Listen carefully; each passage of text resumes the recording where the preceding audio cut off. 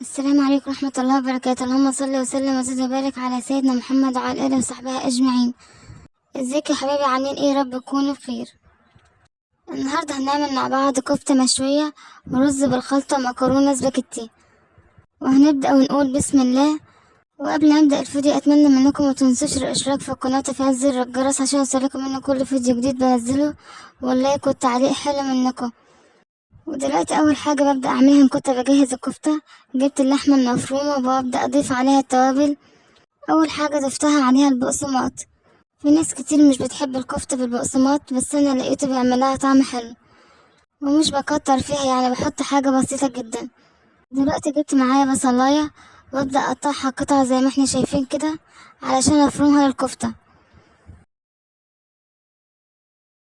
وبحب برضه احط في الكفته شبت، بيعمل لها طعم حلو قوي. ودلوقتي رحت اقطع الشبت معايا اهو علشان مكونات الكفتة كلها تبقى جاهزة، ونبدأ نعجنهم كلهم سوا. واول حاجة ببدأ اعملها معاكم اهو، رحت فرمت البصلة في الكبة. هتفرمي البصلة في الكبة كويس على قد ما تقدري. ودلوقتي بعد ما خلصت فرم البصلة في الكبة هبدأ اضيفها على الكفتة بالشكل اللي احنا شايفينه ده. وبعدين هبدأ اضيف التوابل بتاعتي. هنحط عليها كيس كامل من البيكنج باودر. البيكنج باودر حلو اوي في الكفتة، بيخلي حجمها ما يصغرش معاكي جامد، بيحافظ على حجم الكفتة. وبحب ان انا انقله كده قبل ما احطه عشان لو في اي تكتلات. ودلوقتي برضه هضيف خلطة الكفتة وكمون والسبع بهارات وفلفل اسود، وهنحط رشة بسيطة جدا من الملح عشان خلطة الكفتة تبقى كافية وبتبقى مملحة. ودلوقتي برضه هروح افرم الشبت معايا اللي انا كنت مقطعاه معاكم. دلوقتي هبدأ افرمه لحد ما يدوب خالص. وبعد ما فرمت الشبت اهو يا حبايبي هبدأ اضيفه على الكفتة، وهضيف كمية الشبت اللي معايا كلها، وهبدأ أعجن في الكفتة عجين كويس قوي.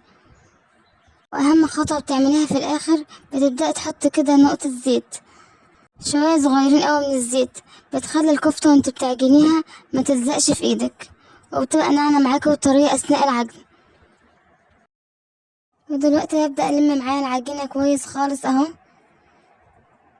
علشان المكونات بتاعتي كلها تندمج مع بعضها.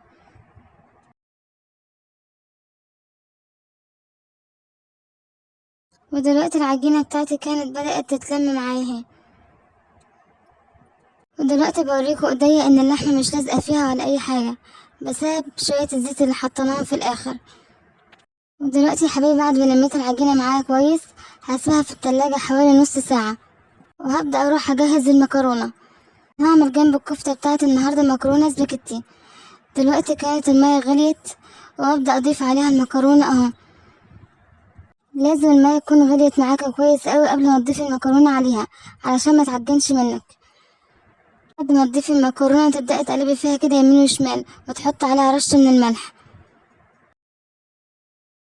ولحد ما المكرونة تتسلق معايا هجيب بصلاية هقطعها قطع صغيرة بالطريقة اللي احنا شايفينها دي علشان أبدأ أحمرها للمكرونة.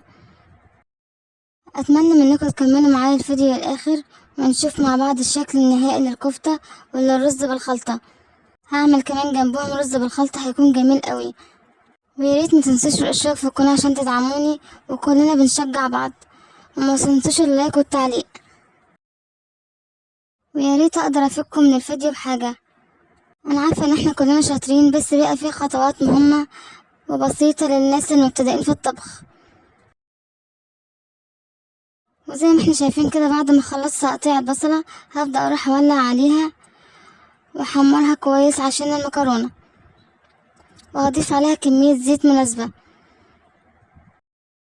وفي الوقت ده يا حبايبي المكرونة كانت بتتسلق معايا. ما تطوليش عليها في السليق علشان متعجنش منك. شايفين شكلها حلو معايا ازاي؟ وكل مكرونة لوحدها ومش معجنة ولا اي حاجة. ودلوقتي هروح افضي المكرونة كده في مصفية تحت الماء زي ما احنا شايفين، وبنغسلها كويس عشان نطلع اي نشويات فيها. في ناس مش بتحب تغسل المكرونة بعد ما تتسلق، لكن دي خطوة مهمة أوي بتشيل منها أي نشويات. دلوقتي يا حبيبي كنت قطعت ورق طماطم وبعصره معاكوا اهو. في الوقت البصلة اللي كانت بتتحمر معايا فيه، ودلوقتي البصلة كانت اتحمرت معايا، وهبدأ أضيف عليها الطماطم، وهنسيب الطماطم تغلي شوية قبل ما نضيف عليها المكرونة. بس هنظبط توابلنا على الطماطم الأول.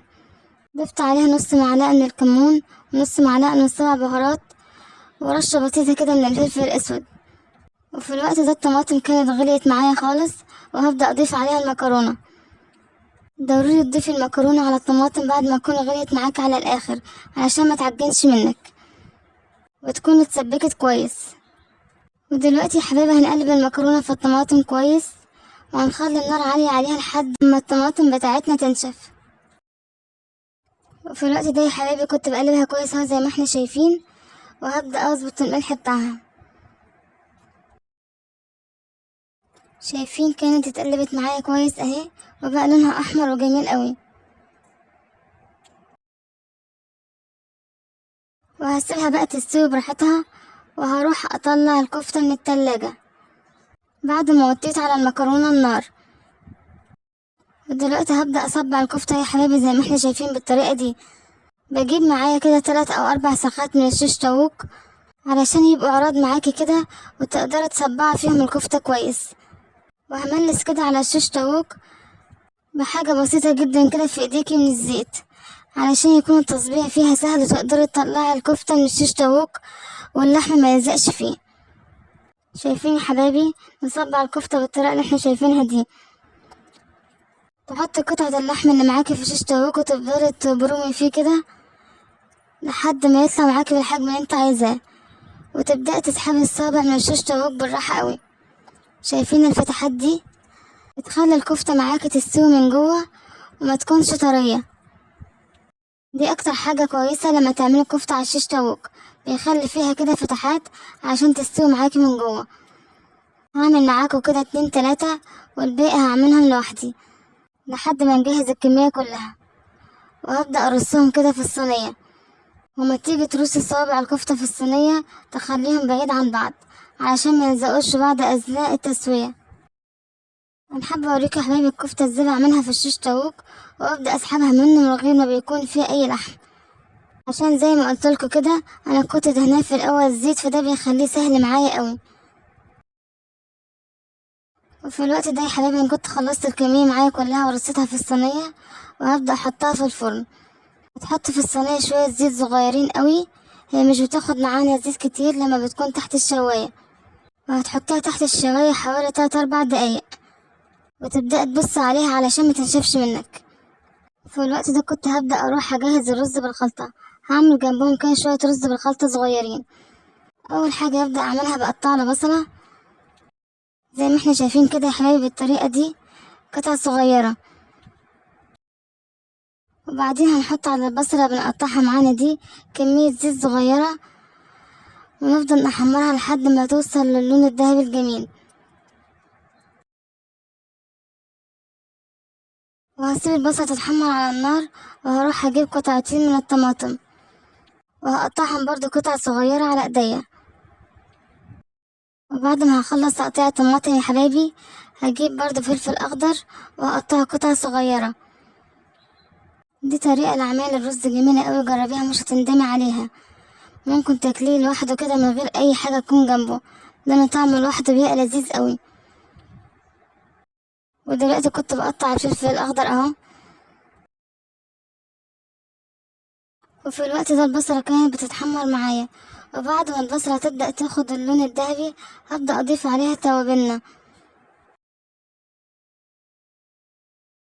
ودلوقتي هضيف على البصلة نص معلقة من الكمون، ونص معلقة من السبع بهارات، ونص معلقة من الكركم، ونقلبهم كويس مع البصلة.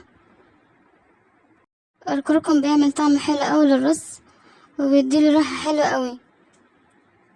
ودلوقتي هضيف عليهم الطماطم والفلفل الأخضر، وهسيبهم يستووا شوية على النار. هضيف عليهم شوية مية صغيرين لحد ما اروح اجهز الرز واغسله كويس. لان لو حطيت عليهم الرز كده على طول مش هيستووا معاكي، وهتكون البصلة بتقرمش معاكي ومش حلوة خالص. ودلوقتي جبت كده كمية بسيطة من الرز، وهبدأ اغسلهم معايا غسيل كويس قوي لحد ما المية بتاعتي تبقى بيضة على الاخر. زي ما احنا شايفين كده بنغسل الرز بتاعنا كويس.